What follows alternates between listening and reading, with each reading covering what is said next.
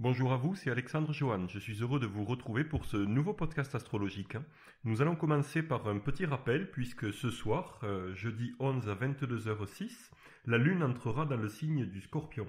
Elle transitera dans ce signe gouverné par la planète Mars jusqu'à dimanche 14 dans la matinée à 10h32. Donc nous en avons déjà parlé dans l'email d'information astrologique que je vous ai envoyé lundi, mais on va faire un petit rappel puisque c'est une configuration, un transit qui va débuter dès ce soir, qui va se poursuivre tout au long du week-end jusqu'à dimanche matin.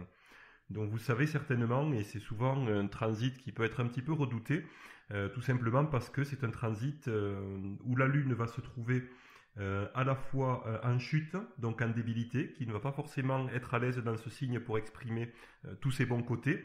À côté de ça, c'est un signe d'eau, malgré tout, où les sentiments, les ressentis, le côté émotionnel est extrêmement fort, mais intériorisé de par le fait qu'il s'agisse d'un signe de polarité négative. Donc dans ce signe, la Lune va développer une hypersensibilité qui sera, comme on vient de le voir, intériorisée, cachée, mais qui peut se révéler du coup explosive si ça vient à remonter à la surface. Tout ce qu'on va vivre, que ce soit nos désirs, que ce soit nos rencontres, les activités, les envies, tout sera teinté de feu et de passion lors de ce transit. Les désirs seront augmentés. Vénus est également en exil dans ce signe. Donc quand on parle dans Scorpion de désir, on va parler de désir de sensualité, de désir charnel plus que d'amour comme on pourrait imaginer correspondant à Vénus, dans la mesure où Vénus est également en débilité, on sera plus sur un amour ardent, martien, masculin, et du coup concrétisé de manière charnelle.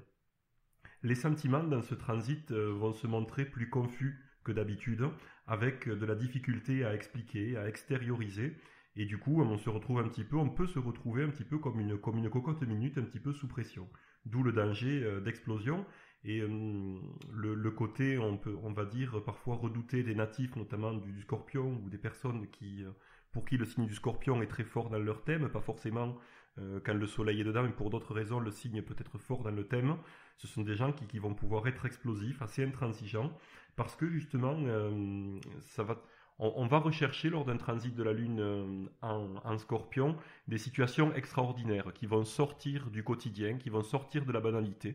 Et tout ce dont on peut s'accommoder en temps normal, et bien là, pendant ce transit, va pouvoir ressortir un petit peu comme un ras-le-bol, et avec l'envie bien de vivre des choses qui vont sortir de l'ordinaire pour se sentir vivant, tout simplement. Ce transit va donc développer pour les personnes qui sont déjà sensibles une hypersensibilité. Et évidemment, tout ce que l'on vient de voir là, comme pour tous les autres transits de la Lune en signe, s'appliquera de manière différente. Il s'agit là de tendances et d'influences générales qui vont s'appliquer au niveau de la planète, à tous les individus. Et ensuite, en fonction de votre carte de naissance, en fonction de votre thème de naissance, évidemment, ce transit et ces positions de la Lune vous affecteront de manière différente. D'où l'intérêt dans un premier temps de noter à chaque transit la manière dont vous ressentez les choses, la manière dont vous sentez que vous êtes influencé. Notez également lors des phases lunaires, pleine lune et nouvelle lune, de manière à ce que vous puissiez prévoir au prochain cycle la manière dont vous serez impacté de façon personnelle. Ensuite, dans un second temps, vous pourrez vous livrer à la technique des transits, à savoir voir de quelle manière la position actuelle ou future d'une planète interagit avec vos planètes dans votre signe natal. Donc on le verra ça dans une seconde partie du podcast où on parlera des aspects. On discutera un petit peu et on verra un petit peu comment on peut utiliser justement ces aspects à la fois à l'intérieur d'un thème, mais aussi en transit, par exemple entre votre thème natal et la situation astrale, les positions planétaires, telles qu'elles seront aujourd'hui, demain, dans 6 mois, dans 1 an, voire dans 10 ans. Revenons à la configuration astrologique de ce soir, de jeudi 11. Lorsque donc la Lune entrera dans le signe du Scorpion, à 22h06, elle sera conjointe à Mars. Mars qui est donc dans son domicile dans le signe du Scorpion. L'action sera donc avec une conjonction avec la Lune sous l'influence des sentiments et des émotions. C'est-à-dire que vous pourrez agir de façon inconsidérée sur des coups de tête par rapport à ce que vous ressentez. Ce coup-ci, la Lune est en débilité. Elle est en chute dans ce signe, donc elle aura également de la difficulté à exprimer, ses meilleurs côtés, bien que lorsqu'elle est en chute, elle ne perd pas en qualité, mais plus en force. Mais quoi qu'il en soit, cette conjonction n'est pas forcément très positive et pourrait euh, accentuer encore, accroître encore le côté impulsif et explosif que l'on peut rencontrer lors du transit d'une lune en Scorpion. Ensuite, le dimanche 14 à 6h04 du matin, la Lune appliquera une nouvelle conjonction à Saturne. Donc là encore, on va se retrouver avec une configuration délicate dans la mesure où la nature des deux planètes est vraiment différente. La Lune va exprimer vos ressentis, votre inconscient, vos sentiments, tout le domaine émotionnel. Et Saturne, elle, va être beaucoup plus froide. Ça va être le sérieux, le temps, la nécessité de prendre le temps pour faire les choses, avec une coloration beaucoup plus froide. Donc lorsqu'on a une conjonction qui est un aspect ni harmonique ni dissonant, qui est neutre, on va tenir compte de la nature des deux planètes, et ici effectivement on voit qu'elles ne font pas forcément bon ménage ensemble. Ayant ces deux natures différentes, ça va développer le côté introverti, pessimiste, sérieux, accroître votre sens de la responsabilité certes, mais presque jusqu'à l'austérité, qui pour le coup n'est pas forcément très positive. Dans la mesure où on a vraiment des natures d'influence planétaire très différentes. Le même jour, donc le dimanche 14 à 9h05 du matin, la Lune appliquera encore une conjonction, ce coup-ci à Mercure. Donc on aura ici l'association entre le côté émotionnel, la dimension émotionnelle, et votre réflexion, votre intelligence, votre sens de l'analyse. Donc ça peut être parfois difficile à vivre dans la mesure où on a soit tendance à trop intellectualiser et à rationaliser, voire analyser son côté sentimental, ce qui peut empêcher de vivre les situations, voire amener à une certaine frustration. C'est pas forcément quelque chose d'évident à vivre, mais en même temps, dans le cadre de la situation dans laquelle on se trouve, où on peut avoir de l'impulsivité et où on peut avoir bien le fait d'agir en tenant compte plus de ses sentiments, et pas forcément de bons sentiments, plus des choses comme de la rancœur, de la jalousie, et bien là, cette conjonction avec la planète de la réflexion et de l'analyse va permettre au moins, va vous donner la capacité plus facilement de peser le pour et le contre, de réfléchir, d'analyser la situation ainsi que ce que vous ressentez, de manière à ne pas céder, et bien tout simplement de ne pas céder ou à la panique ou à une explosion de violence ou d'agressivité. Donc là, en l'occurrence, je pense que cette conjonction peut être un soutien. Ensuite, à 10h32, la Lune terminera son transit dans le signe du Scorpion et elle entrera à ce moment-là dans le signe du Sagittaire. Lorsqu'on parle de signe Scorpion-Sagittaire, je vais le redire et le confirmer, je travaille exclusivement en astrologie sidérale, donc il s'agit bien de zodiaque sidéral. Donc le dimanche 14 à 10h32, comme on vient de le voir, la Lune entrera dans le signe du Sagittaire qui est gouverné par la planète Jupiter. Et la Lune transitera dans ce signe jusqu'au mardi 16 janvier à 23h25. Donc dans ce signe, donc comme nous l'avons vu, gouverné par Jupiter, eh bien la Lune va favoriser et va accentuer l'importance pour vous des valeurs et du respect de ces valeurs sociales, du respect de la morale. Ça va également accroître votre mysticisme et toutes les actions que vous pourrez mener en lien avec la spiritualité, avec la foi, voire avec la philosophie. Également, étant donné que c'est Jupiter qui maîtrise ce signe, et que Jupiter, comme vous le savez certainement si vous suivez ces podcasts depuis un petit moment, gouverne tout ce qui a trait au voyage et à l'étranger, eh bien le transit de la Lune en Sagittaire va favoriser tout ce qui a trait au voyage, et au voyage notamment à l'étranger. Et tout ce qui va être également affaire au niveau entreprise ou professionnel en rapport avec l'étranger sera favorisé par ce transit de la Lune en Sagittaire. Également, les affaires de justice seront sous la chance, seront favorisées. Alors donc qu'il s'agisse de justice et de loi, que ce soit notamment avec les avocats, les notaires, pour prévoir éventuellement une date de procès, ou pour prévoir des choses en tout cas en rapport avec la justice, ou la conclusion de contrats, puisqu'un contrat est un acte juridique en quelque sorte, eh bien le transit de la Lune en Sagittaire favorisera toutes ces activités-là. Enfin, ce transit permettra de dégager une belle humeur, une belle gaieté, de la jovialité, et surtout l'envie de changement, d'action, d'aventure et de découverte. Donc si par exemple, c'est quelque chose qui va très très bien avec le voyage, si vous avez envie de changer d'air ou par exemple de découvrir de nouvelles choses. Alors ça peut être en lien avec la spiritualité, ça peut être en lien avec la foi, ça peut être en lien tout simplement avec des choses du domaine de l'étude. Eh bien, toutes ces découvertes-là, qu'elles soient géographiques ou intellectuelles, seront favorisées par un transit de la Lune en Sagittaire.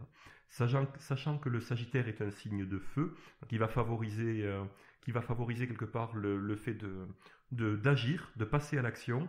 Il s'agit d'un signe qui est positif, qui est masculin, donc qui va vous aider à vous diriger et à vous tourner vers l'extérieur, à aller de l'avant, vers les autres, vers les personnes, et à échanger, communiquer. Plutôt qu'un signe négatif, comme le précédent, comme pouvait l'être par exemple le Scorpion, où là on avait un signe plutôt négatif, c'est-à-dire qui allait plus sur le repli de soi et sur l'introspection. Donc ici vraiment vous pouvez y aller, vous pouvez foncer vers les autres. Le seul risque que vous pouvez courir, étant donné qu'il s'agit d'un mode mutable, eh bien, c'est de partir un petit peu dans tous les sens sans arriver à vous fixer sur une direction et pour le coup, ne pas faire grand-chose ou de ne pas arriver à concrétiser quoi que ce soit, d'être un petit peu dans le dilettantisme en partant dans tous les sens. Donc le petit conseil que je peux vous donner pour bénéficier au mieux d'un transit tel que la Lune en Sagittaire, eh bien, c'est de vous fixer un objectif, de savoir quels sont les domaines qui seront favorisés, de vous fixer cet objectif et de faire en sorte de le conserver à vue et de le suivre, de le poursuivre, eh bien, de manière à ne pas trop pâtir de ce mode mutable qui pourrait faire que vous ne suiviez pas votre propre chemin ou vos propres désirs. Comme on l'a vu tout à l'heure, lorsque la Lune entrera dans le signe du Sagittaire, donc le dimanche 14 à 10h32 du matin, elle sera toujours conjointe à Mercure, qui ce coup-ci est en exil dans le signe du Sagittaire, donc qui, comme on l'a vu précédemment, lorsqu'une planète est en exil dans un signe et que cette planète se trouve dans le signe, eh bien, elle ne pourra pas exprimer toutes ses qualités comme elle le ferait naturellement en domicile ou si simplement elle n'avait pas de lien avec ce signe. Là, en l'occurrence, en exil, eh bien, elle va perdre en qualité, c'est-à-dire qu'au lieu de développer l'intelligence, la réflexion, la communication, eh bien, on aura plutôt les côtés négatifs de Mercure, à savoir le fait de beaucoup parler, de fixer sa pensée. En l'occurrence, on pourra avoir de la difficulté à associer l'esprit, la réflexion avec votre côté émotionnel, votre côté sentimental. Souvent, les émotions vont d'abord primer et prendre le dessus, ce qui pourra faire ressentir de la difficulté et de la frustration à ce niveau-là. Donc il y a vraiment un risque aussi, de par le fait quand même, pour y revenir, de la débilité de Mercure, un risque à la fois de superficialité et de difficulté à passer à l'action, ce qui pourrait confirmer et qui irait encore malheureusement avec le mode mutable de ce signe. Donc attention à ce côté-là. Quelque temps après, la Lune appliquera une conjonction à Saturne, donc pas quelque temps après, elle l'applique déjà, pardon. Et comme on l'a vu précédemment, c'est vraiment deux planètes de nature opposée, on ne va pas y revenir longuement dessus, mais donc risque de frustration émotionnelle, attitude sérieuse, introvertie, tournée vers soi, et qui peut pousser au pessimisme et voire à la tristesse de par l'austérité que peut produire cette configuration. Ensuite, le lundi 15 janvier à 23h40, la conjonction Lune-Saturne prendra fin. Ensuite, le mardi 16 à 3h50 du matin, la Lune appliquera un sextile à Jupiter, qui, je vous le rappelle, gouverne ce signe. Donc on aura là une amélioration et un accroissement de vos qualités sociales, de sociabilisation, également d'optimisme, de gaieté, mais aussi de diplomatie. Votre respect des valeurs en cours dans la société, des valeurs communément admises, de la loi, et également de la moralité, sera accru par ce sextile. Donc on se rend compte que le fait que du sextile à Jupiter et que Jupiter gouverne le signe, on va retrouver tous ces éléments de respect aux valeurs, de respect à la foi, de respect de la loi, et bien on va les retrouver, puisque Jupiter régit le signe, il est normal qu'elle apporte ses propriétés, ses valeurs, ses influences dans ce signe. Donc on a ici un sextile qui est un aspect harmonique, bien ce qui va permettre de mixer ces énergies de façon tout à fait positive. Ça va également favoriser les liens avec tout ce qui est attrait à l'enseignement, à l'étranger et à la loi. De manière générale, cet aspect harmonique, ce sextile Lune-Jupiter, va apporter de la chance et de la réussite sur les projets que vous entreprendrez, ou que vous déclencherez au moment de ce sextile et sous les auspices de ce sextile. Enfin, c'est un aspect qui a la propriété d'accroître, d'augmenter votre charme, votre charisme et votre magnétisme. Cet aspect durera jusqu'à 20h15, puis ensuite la conjonction Lune-Mercure prendra fin, et pour finir, avant la fin de ce transit de la Lune en Sagittaire, la Lune appliquera une conjonction dans la matinée, donc appliquera une conjonction à Vénus, qui est la planète de l'amour bien sûr, mais également de la beauté, de la recherche des plaisirs et de la création artistique. Donc tout ce qui va être la Lune pouvant symboliser à la fois les foules, les clientèles, les groupes de personnes, mais elle symbolise également l'intuition et la créativité, l'imagination. Donc on a ici une association tout à fait favorable avec Vénus, qui va permettre d'associer l'imagination, les sentiments à la recherche de beauté et de plaisir, avec un très très bon équilibre pour terminer entre votre côté émotionnel, votre dimension émotionnelle, et la recherche des plaisirs. Nous allons maintenant revenir sur le thème des aspects et notamment sur la réception mutuelle dont nous avons déjà parlé dans les précédents emails d'information astrologique ou dans les derniers podcasts. Donc cette réception mutuelle entre les deux bénéfiques, Jupiter et Vénus, prendra fin samedi 13 janvier vers 3h40 du matin. Alors, ce qui est important de voir, c'est ce qu'est une notion d'aspect, on va y revenir. Un aspect est un écart angulaire entre deux planètes sur une carte du ciel. Lorsqu'on observe une carte, un thème astral, que ce soit un thème d'élection pour choisir le moment, demain, après-demain, dans 6 mois, dans un an, ou un thème de naissance, c'est-à-dire la carte du ciel telle que le ciel était au moment de votre naissance, et pour le lieu où vous êtes né, on va avoir donc une carte du ciel qui est un cercle. La Terre n'est pas représentée, mais elle occupe le centre de cette carte du ciel. Et donc on va avoir un cercle autour qui va symboliser l'écliptique, qui va être divisé en 360 degrés. Ces 360 degrés vont être divisés en 12 signes de 30 degrés chacun. Donc lorsque l'on dit que l'on a par exemple une conjonction, ça voudra dire que sur ce cercle de 360 degrés, les deux planètes qui seront en conjonction seront placées visuellement l'une sur l'autre. C'est-à-dire que l'écart angulaire entre les deux planètes sera de 0. Voilà ce qu'est un aspect. Quand on va parler d'un carré, par exemple, on aura un angle droit de 90 degrés entre les deux planètes. Lorsque l'on va parler d'opposition, on aura, comme le terme le désigne, une opposition des deux planètes, c'est-à-dire que partant d'un côté à l'autre du cercle de l'écliptique, on aura donc 180 degrés. On aura une ligne droite qui permettra de faire rejoindre les deux planètes en opposition. Je parle là de l'aspect exact, je reviendrai un petit peu plus tard sur la notion d'orbe, qui permet de définir une fourchette d'angle, puisque là on parle par exemple de la conjonction avec un écart angulaire de 0 degré, mais la conjonction commence quelques degrés avant et se termine quelques degrés après. Donc on aura la fin du sextile entre Jupiter et Vénus, qui donnait toute sa puissance à la réception mutuelle, puisqu'une réception mutuelle sans aspect a assez peu d'importance et finalement très peu d'influence. Donc ce sextile se terminera le samedi 13 à 3h40 du matin. Ensuite, le dimanche 14 à 2h du matin, Vénus entrera dans le signe du Capricorne. Elle sortira donc du Sagittaire pour entrer en Capricorne, ce qui donnera fin en fait à la réception mutuelle à proprement parler. Puisque pour qu'il y ait réception mutuelle, comme on en a parlé précédemment dans le podcast de la semaine dernière, il faut que le signe dans lequel se trouve la planète A soit le domicile de la planète B, et que la planète B se trouve dans le domicile de la planète A. Ainsi, on a la définition de la réception mutuelle, et c'est l'aspect harmonique qui va venir donner toute l'importance et toute l'influence à cette configuration bien particulière.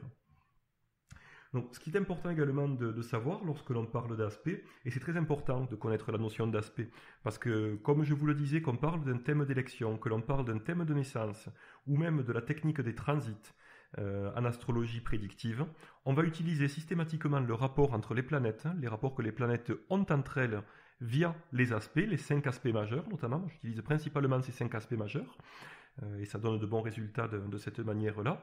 Eh bien, c'est la manière dont ces planètes vont interagir entre elles et dont elles vont mixer leurs énergies. Donc, ce qui est important par rapport à ce que je disais tout à l'heure par rapport à l'orbe, c'est que l'aspect est le plus puissant lorsqu'il est exact. C'est-à-dire que par exemple pour le sextile, lorsqu'on a un écart angulaire de 60 degrés, 220 degrés pour le trigone, de 0 degrés pour la conjonction, et ensuite pour les aspects dissonants, comme on l'a vu, 90 degrés pour le carré et 180 degrés pour l'opposition. Donc on va avoir une notion d'orbe également.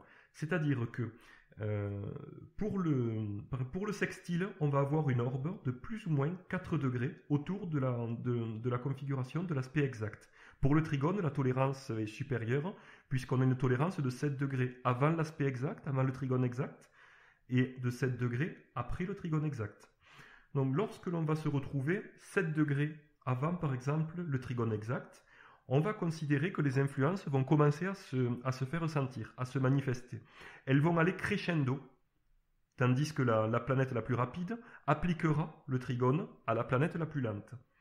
Une fois l'aspect exact, donc le trigone exact, précis, de 120 degrés d'écart angulaire réalisé, les influences seront à leur maximum. Et ensuite, sur les 7 degrés suivants, l'aspect exact, ces influences vont décroître pour se retrouver quasiment nulles à la fin de l'aspect. Donc c'est très important de voir ça, puisque lorsqu'on parle d'influence d'un aspect, on n'est pas en mode binaire, entre guillemets on-off. C'est-à-dire que c'est pas parce que sur une carte du ciel, on n'a pas l'aspect matérialisé visuellement par un trait, ou qu'on n'a pas l'aspect qui est listé, comme on peut avoir par exemple dans l'espace membre Tempus Magis, où lorsqu'on affiche une carte du ciel, on a en plus la liste des aspects. C'est pas parce que ça n'apparaît pas que l'aspect n'existe pas. Il peut par exemple être à quelques minutes de débuter, d'attaquer la zone d'orbe, ou il peut en être sorti depuis quelques minutes. Ce n'est pas pour autant que l'influence a disparu. L'influence est considérée comme négligeable puisqu'on ne marque plus l'orbe, mais certains astrologues utilisent des orbes différents. Les valeurs que je donne là sont les valeurs communément admises pour les orbes, mais selon la sensibilité de chacun et le type de travail que l'on va faire, on va considérer les orbes différentes. Par exemple, là, ce que je vous donne, ce sont des orbes que l'on va utiliser pour un thème de naissance, pour un thème astral, mais également pour un thème d'élection. Si on parle de transit, c'est-à-dire c'est une technique qui permet de prévoir les transits, où on va prendre votre thème de naissance, votre carte de naissance, et superposer dessus la position des planètes à un moment donné. Donc aujourd'hui, demain, dans un an, dans 6 mois, et on va étudier les aspects que vont faire les planètes futures ou actuelles avec les planètes de votre thème de naissance. Là, les orbes seront beaucoup plus réduits, et en général, on utilise un écart angulaire, une fourchette de 2 degrés avant l'aspect exact, et de 2 degrés après l'aspect exact, de manière à réduire, puisque les influences se font sentir à un moment plus concentré et ne durent pas autant dans le temps que pour les autres cartes du ciel. C'est vrai que pour revenir sur le thème de naissance, on comprend aisément la grande différence qu'on peut avoir par exemple pour un natif de la balance. Quand on dit un natif de la balance, quand on dit je suis balance, ça veut dire qu'au moment de votre naissance, ça veut tout simplement dire que le soleil se trouvait dans le signe de la balance.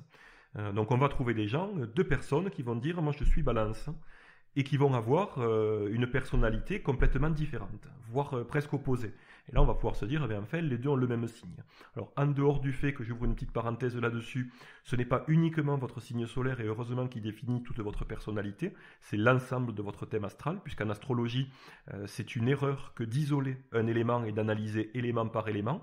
C'est aussi pour cette raison que les analyses de type informatique, c'est-à-dire lorsque c'est un ordinateur avec un algorithme qui va interpréter une carte du ciel, on arrive à des résultats très moyens puisque c'est une addition bien souvent d'interprétations, alors que ça ne fonctionne pas comme ça. Une interprétation en astrologie doit tenir compte de la globalité de la carte, avec une pondération sur chaque élément en fonction de leur importance dans le thème, et on va dégager des influences, des tempéraments, des caractères, des capacités, des propriétés pour un individu qui vont être bien spécifiques, mais qui vont surtout être déterminées par un ensemble d'événements et par un ensemble de configurations. Et en aucun cas, un cas isolé, comme par exemple le soleil dans telle ou telle maison ou dans tel ou tel signe. Mais pour revenir là-dessus, puisque c'est quand même le soleil est un élément extrêmement important et qui va peser lourdement dans le type de personnalité de la personne que l'on étudie, lorsque vous allez avoir un natif donc de la balance, imaginez que ce natif est un sextile à Vénus, et que l'autre natif, l'autre personne qui est native également de la balance, est un carré à Saturne. D'un côté, on aura un équilibre, une personne qui aura du charme, qui aura de la grâce, qui sera aimable, plutôt tournée à l'équilibre vers les autres, une personne tournée vers les arts, vers la beauté, et de l'autre côté, une personne avec un aspect dissonant au grand maléfique Saturne, elle pour le coup, qui va avoir du mal, qui aura le besoin d'être aimée sans cesse, qui va avoir vivre de la frustration, vivre de la difficulté, une vie relativement austère, et qui aura vraiment du mal à s'exprimer. Et pour le coup, on va se retrouver véritablement avec deux personnalités extrêmement différentes. Et pourtant, les deux seront natifs du même signe. L'un d'un côté sera tout dans l'équilibre, et l'autre dans la recherche, dans le déséquilibre, dans le manque, voire la frustration. Donc vous voyez vraiment l'importance qu'on peut avoir des aspects, c'est-à-dire de la manière dont les planètes s'échangent des influences entre elles, s'influencent les unes les autres, mais également on voit bien que la nature de l'aspect, que l'aspect soit dissonant ou que l'aspect soit harmonique. Vraiment quelque chose de très très important à regarder dans une carte du ciel. Un autre élément très intéressant, c'est de l'utilisation des aspects, en dehors du fait qu'ils ont une très très grande influence, c'est que les aspects en fait se calculent en soustrayant les deux positions planétaires, les deux longitudes écliptiques des deux planètes en présence. Donc on va avoir quelque chose qui va s'affranchir du référentiel utilisé d'observation, qui va s'affranchir du type de zodiaque, puisqu'on va dégager un degré, mais on n'aura pas forcément de savoir en quel signe, ça n'aurait pas de sens. Donc on va avoir une donnée, lorsqu'on parle d'aspect, qui sera indépendante complètement du type de zodiaque utilisé. Donc on travaille en zodiaque sidéral ou en zodiaque tropical, donc les tropicalistes et les sidéralistes, pour le coup, auront les mêmes aspects au bon moment. Et ça c'est intéressant, parce que ça permet, vous qui m'écoutez, peut-être vous êtes plus porté et pas complètement convaincu par le sidéral, plus porté pour l'instant sur le tropical. Alors lorsqu'on parle de transit de la Lune en signe, c'est un petit peu compliqué si vous êtes tropicaliste, parce que forcément il y a un décalage de 25 degrés, ça ne correspond pas forcément au zodiaque que vous utilisez. Mais lorsqu'on va parler d'aspect, là au contraire, on aura quelque chose tout à fait exact, que vous travaillez en zodiaque sidéral ou en zodiaque tropical. Enfin, pour terminer sur les aspects, lorsqu'on parle de thème d'élection ou de faire une carte du ciel à un moment donné pour essayer de privilégier telle ou telle énergie pour lancer une activité, pour prévoir quelque chose, ça peut être dans la vie quotidienne, prévoir un rendez-vous amoureux, prévoir pour signer un contrat, pour aller acheter une voiture, pour faire des réparations par exemple dans la maison, faire des travaux ou autres. Toutes les activités que vous pouvez mener, des plus simples, des plus banales, jusqu'aux activités les plus importantes, comme par exemple choisir la date d'un mariage, ou choisir la date par exemple pour créer une société. Voilà, tous ces éléments-là, tous ces événements-là peuvent dépendre de correspondances et liés à des planètes. Donc lorsqu'on parle d'un thème d'élection, eh bien on va chercher à favoriser la planète qui représente votre activité. On parlait tout à l'heure de Jupiter qui régit la loi. Donc si vous devez consulter un avocat par exemple, il serait favorable de le faire évidemment un jeudi, à l'heure de Jupiter, mais surtout bien vérifier que la planète Jupiter soit bien aspectée dans le ciel. C'est-à-dire qu'elle ne fasse pas de carré ou d'opposition, encore moins avec les maléfiques Mars et Saturne. Un autre point important lorsqu'on veut choisir le bon moment pour passer à l'action, pour agir, c'est de bien configurer la Lune, puisque dans un thème d'élection, c'est vraiment elle qui a le plus de poids et qui est la plus importante. Et lorsqu'on dit de bien configurer la Lune, eh bien c'est d'une part d'éviter qu'elle soit en débilité, faire en sorte éviter qu'elle soit ou en exil ou qu'elle soit en chute. Si elle peut être en domicile ou en exaltation, c'est encore mieux. Et éviter surtout les aspects dissonants à la Lune. Avec le significateur, bien évidemment, en l'occurrence, pour l'exemple que l'on a pris tout à l'heure, Jupiter, éviter un carré Lune-Jupiter, évidemment, mais éviter également que la Lune fasse un carré avec toute autre planète. Donc voilà encore un exemple qui montre de cette importance des aspects. C'est vraiment une notion très simple à comprendre. Si vous avez un petit peu de difficulté, si c'est un petit peu abstrait pour vous à comprendre, ce que je vous recommande, eh bien, c'est de prendre une carte du ciel. Vous pouvez aller sur le site tempus-magis.fr, onglet carte du ciel, afficher une carte du ciel, que ce soit le ciel de votre naissance ou n'importe quel moment, et regarder les aspects qui existent. Et à la limite, essayez de voir, puisque vous avez une petite graduation de 10 degrés en 10 degrés, et une plus petite de 5 degrés en 5 degrés. Donc ça va vous permettre de voir cette notion à la fois d'aspect exact et d'orbe. Donc voilà, ce que je peux vous conseiller, c'est vraiment par l'exercice et la pratique, eh bien, d'aller dessus et de voir ce que ça peut donner. Pour terminer ce podcast, vous l'avez peut-être vu dans les commentaires ou dans la description en dessous, vous pouvez vous abonner, parce que je vais essayer d'en faire régulièrement au moins un par semaine et voire 2 par semaine pour accompagner les lettres, les emails d'information astrologique. Vous pouvez vous abonner sur les différentes plateformes, que ce soit sur Facebook, sur YouTube, sur Spreaker, sur SoundCloud ou même sur iTunes. Vous pouvez vous abonner de manière à avoir une petite notification à chaque fois que je sors un nouveau podcast pour que vous puissiez l'écouter évidemment au moment où ça vous convient, mais que vous le sachiez et que vous puissiez avoir en complément de l'email d'information astrologique toutes ces infos sur le mode verbal, sur le mode oral, parce que pour moi, autant il y a des choses qui sont plus faciles à exprimer à l'écrit, et ça vous permet aussi d'avoir une trace écrite pour y retourner quand vous le souhaitez. Autant il y a un certain nombre d'éléments, et surtout lorsqu'il s'agit d'expliquer les notions d'astrologie, c'est beaucoup plus facile de le faire passer à l'oral comme on le fait là, en discutant sur un enregistrement audio. Donc ce que je vous propose, si ces podcasts vous intéressent, c'est de vraiment pas hésiter de vous abonner sur la plateforme de votre choix. Je vous parlais également de l'email d'information astrologique. Sachez qu'il est gratuit, que j'en envoie un tous les lundis matins et tous les vendredis matins. Un pour l'analyse astrologique de la semaine à venir et un pour donc le week-end, le début de semaine à venir. L'inscription sur cet email d'information astrologique est gratuit. Sachez que cet email, j'accorde une grande importance à la protection des données personnelles. Donc cette liste est très sécurisée et je ne la communique évidemment à aucun tiers. Elle ne sert qu'à moi pour communiquer et pour vous envoyer ces informations astrologiques. Donc vous pouvez laisser votre email en toute confiance. Vous ne recevrez pas à bloc de spam derrière, parce que moi-même je ne supporte pas ça, les spams. Donc c'est pas pour derrière que je distribue votre adresse email. Sur ce point-là, vous pouvez avoir une entière confiance. J'accorde vraiment une très très grande importance à la protection des données personnelles des gens qui me font confiance et qui me laissent leurs coordonnées.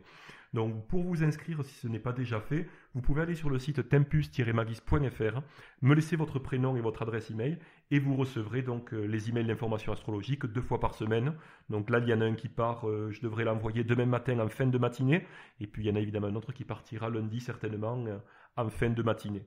Voilà, écoutez, il ne me reste plus qu'à vous souhaiter une bonne soirée si vous m'écoutez ce jeudi soir, ou une belle journée si vous êtes vendredi ou dans le week-end, et puis de vous dire à bientôt. Bye.